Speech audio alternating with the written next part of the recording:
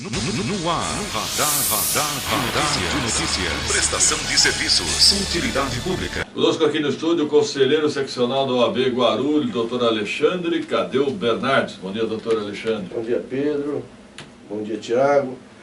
E um abraço a toda a equipe do Radar e ao público que você tem fiel aqui, não só em Guarulhos, mas em toda a região metropolitana. E outro dia eu estava até um pouco além, vamos dizer, aqui de Guarulhos e te ouvindo. Lá no rádio, sintonizado. Vai longe.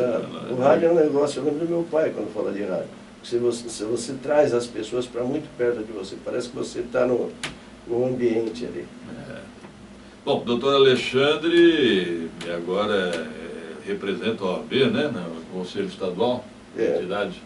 Eu sou conselheiro seccional da OAB, fui eleito no último pleito, aí foi um pleito bastante disputado, onde a chapa do Dr. Caio Augusto venceu. Sim.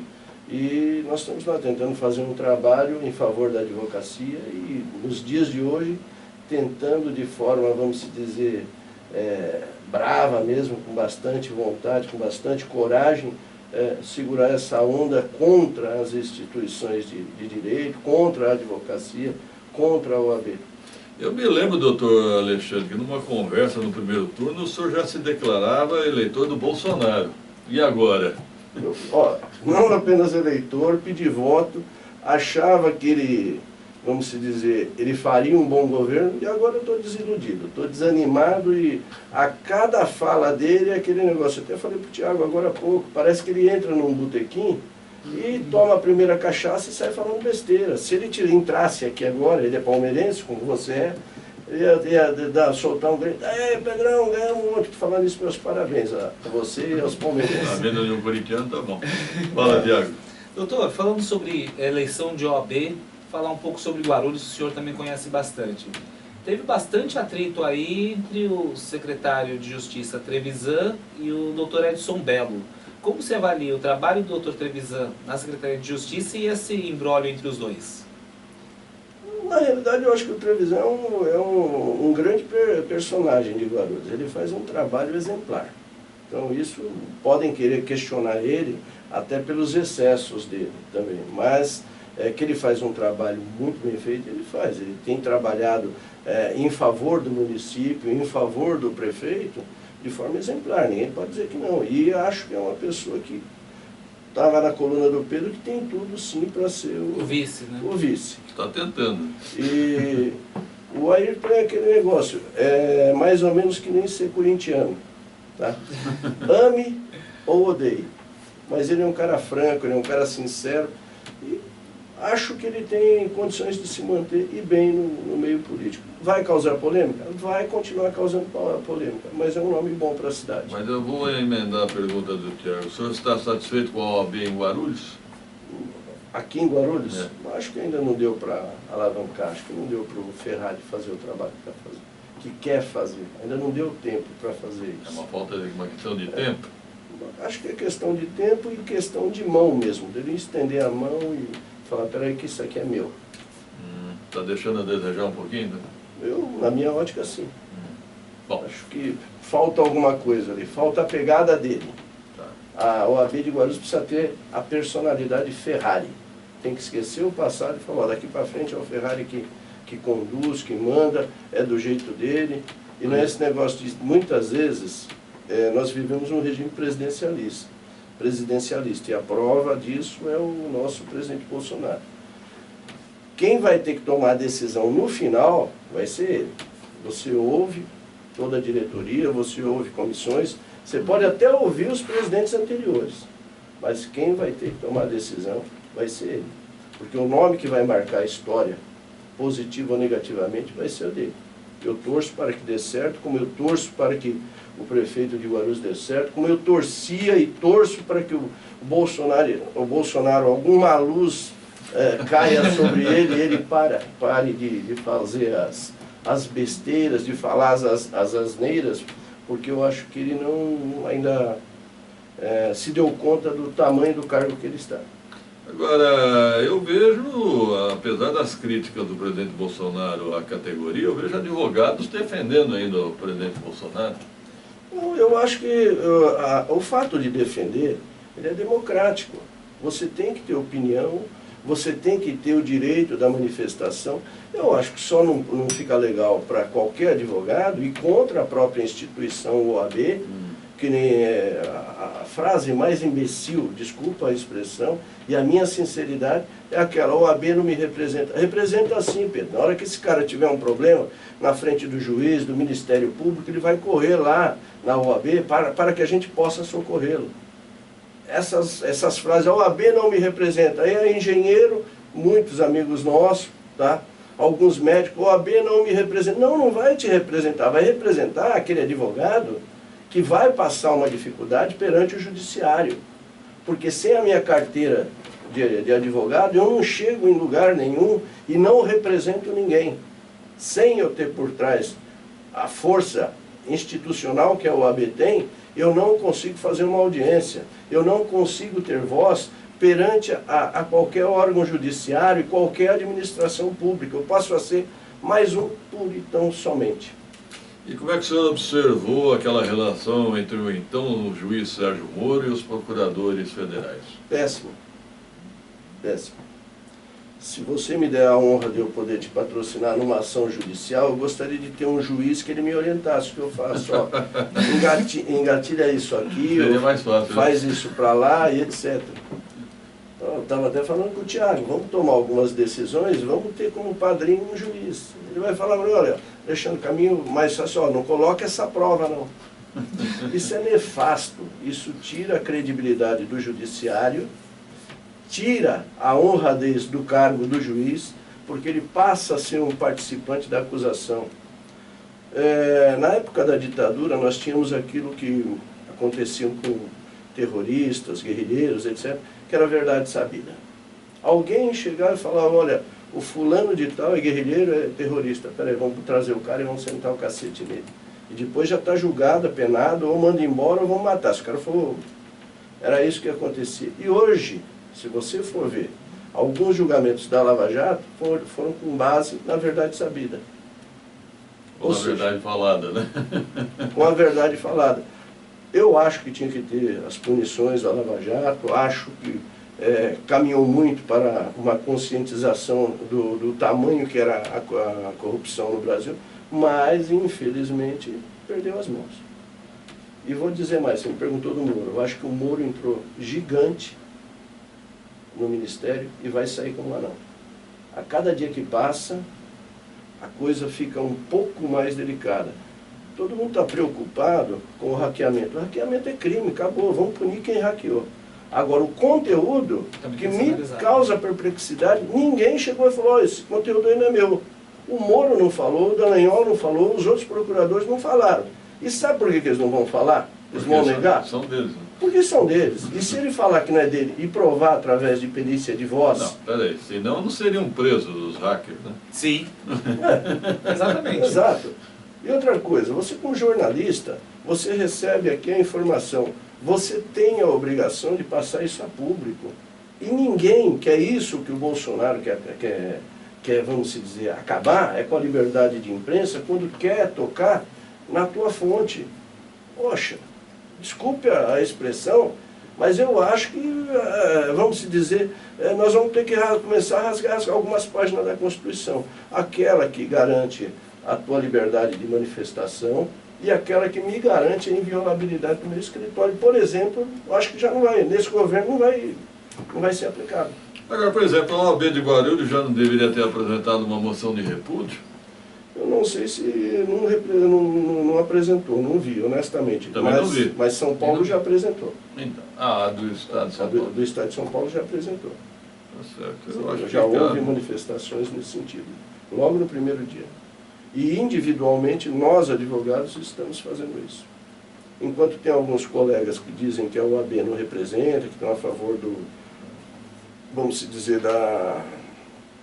das atitudes do presidente... É que o Bolsonaro prometeu acabar com aquela taxa anual, né, da OAB. Então, mas o Bolsonaro não pode acabar com a taxa. A instituição é privada. Ela tem um ônus público. Não mas é um imposto federal, não cabe a ele. E outra coisa, mas só é advogado quem quer ser advogado. Se me perguntar se eu pago contente, ninguém paga taxas e impostos contente. Eu acho que poderia ser menor, até pelo tamanho de São Paulo. Mas isso daí você tem que discutir no debate, vamos dizer, da categoria. Mas a São Paulo paga para fortalecer a União, não é isso? Sim, através da seccional é repassado um valor. Tá certo. Mais uma pergunta? Eu tenho, na verdade, uma pergunta que engloba a questão de estrutura do município. O senhor fez parte da transição do SAI para a Sabesp e tem um estudo de impacto do Trevo de Bom Sucesso. Como que estão andando essas duas situações? A transição foi benéfica e a questão do Trevo de Bom Sucesso? Porque o governo fala que só falta 5%, mas parece que já vai chegar atrasado. Com relação, eu fiz parte da transição no sentido de ser conselheiro do SAI. E eu, logo que eu assumi o conselho, até procurei ver com os olhos de contador, não de advogado apenas, tá? O que estava acontecendo. E logo de cara, o Ibrahim, na época, já tinha apontado o problema, vamos dizer, do déficit. O SAI não se pagava e não tinha condições de pagar, e já teria quebrado. Nós temos que entender uma coisa. O SAI sofreu uma execução da Sabesp. Se não fosse feito o acordo, que para mim foi generoso demais até para Guarulhos, tem que agradecer ao governador Márcio França e abraçar o Guto e falar, meu, que tacada de gênio que deu. Ele acabou com um problema, que era o problema financeiro, acabou com um segundo problema, que era o problema da falta de água, que está acabando, aos poucos está corrigindo, e conseguiu ainda capitalizar um recurso, que é a entrada de um repasse que tem sobre o faturamento, de forma mensal. Ou seja, o SAI, que não tinha dinheiro para pagar as dívidas, passa a ter um fundo que entra para a administração. Mas ficamos com o problema do saneamento, né?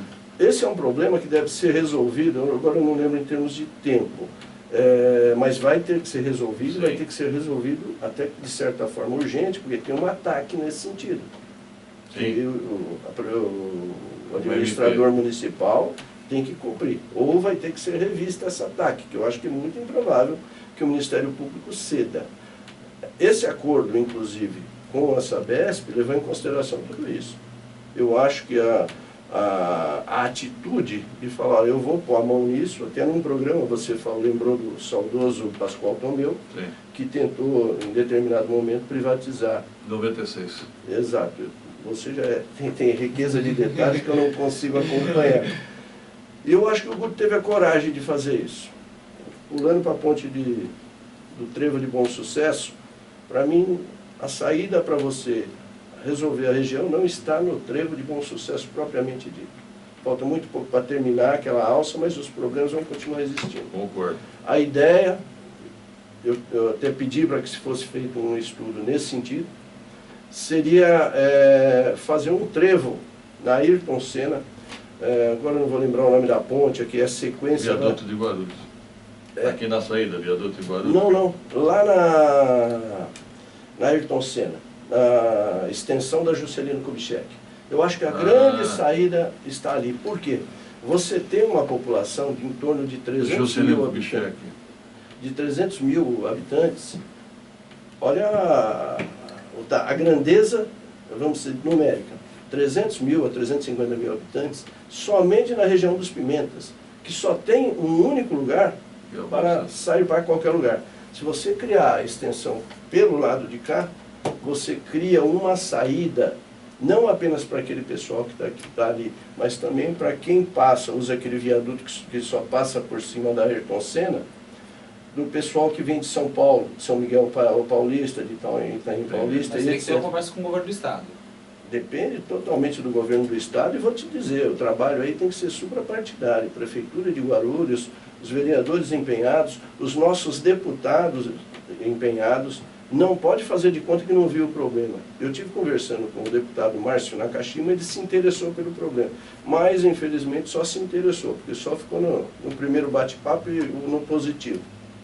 Então eu acho que o que precisa é o seguinte, estou vendo o trabalho aí que está sendo feito por alguns, bom, senta com o prefeito, como que nós podemos trabalhar isso? Nesse momento, a intenção de melhorar Guarulhos tem que ser maior que a intenção eleitoral. Doutor Alexandre, e o novo fórum? Para mim é um grande negócio. É. Eu vi algumas besteiras também sendo ditas também até por os famosos do nosso Facebook, questionando a unidade civil que vai para lá. Nós da advocacia trabalhamos sempre na busca daquilo que está sendo feito agora, de você encontrar todas as varas unificadas num único prédio. Só vai ficar no prédio do Fórum Central a área criminal. Tudo que diga respeito à área, vamos dizer, civil, patrimonial, civil, vai estar unificado ali naquele prédio. Então você vai ter a facilidade de estar percorrendo várias áreas, tá? Vários cartórios, num único lugar. E aí vem me questionar como que chama? Quem que é o locador do imóvel? Vem me questionar o preço. O preço, eu tive a curiosidade de conversar, inclusive, com o Dr. Ayrton Trevisan, e ele me esclareceu, esse novo aluguel sairá mais barato do que a gente vem pagando em lugares alternados. E Pedro, se você me permitir, só para concluir essa parte do novo fórum, para pensar, em cada lugar, cada unidade dessa, você tem um agente de segurança, no mínimo, você tem um porteiro, você tem uma pessoa da faxina, e você tem aquele pessoal... Conta de água, de luz. Prestador de serviço individual, que encarece demais essas locações. São os acessórios da própria locação. Tá? Se você estiver num único lugar, você tem como traduzir isso daí em custos menores. Otimizando. Inclusive a questão de segurança, que ela passa a ser, vamos dizer, mais ampla. Tá? Se acontecer qualquer coisa, por exemplo, em termos de trabalho de bombeiros, ali você tem como criar uma situação de um atendimento específico. Ao passo que em cada lugar desse, você tem lugar que não tem um AVCB. Nós sabemos disso. Tem lugar que a locação está precária. Alguns prédios, eu te levo nos juizados que tem ali na Rua IP, a escadaria ali não passa em qualquer avaliação. A mínima avaliação necessária que você faz de segurança, você não pode. Nós temos uma vara, salvo engano, do juizado especial criminal, que a escada é para, como se fosse para um porão, é para baixo. Se entrar e sair ali, nós dois mais gordinhos, vamos bater os braços um no outro. Eu tô magrinho, hein? Obrigado, doutor Alexandre. Até uma próxima oportunidade. Muito obrigado, Pedro. Obrigado, Tiago. E obrigado pelo carinho de todo o pessoal aqui do Radar que me recebe. E a relação sempre é muito, vamos dizer, profícua. Obrigado ao público. Parabéns pela coragem das palavras. Não é todo mundo hoje em dia que está tendo essa coragem, não. Eu que agradeço a oportunidade. 7h47, produção. Rápido intervalo.